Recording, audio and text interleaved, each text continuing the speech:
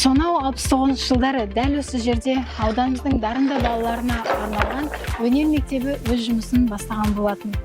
Оның қабырғасынан бүгінде мәдениет саласында өзіндік орны бар көптеген белгілі қарасайлық тұлғалар түлеп шыққан еді. Енді міне арада біраз жыл өткеннен кейін бұл ескі ғимаратта толықтай жанданып, келер 2026 жылы оның орнына жаңа форматтағы 500 орындық мектеп өз есігін ашатын болады.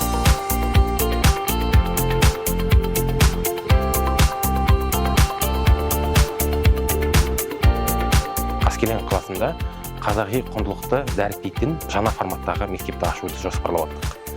Сол себептен 24 жылы тамыз айында ескі ғимаратты өнер мектебі болған, соны сатып алдық. 25 жылы разрешительный документ на строительство дейді ғой, соны алғаннан бастап біз соны соғуды бастадық.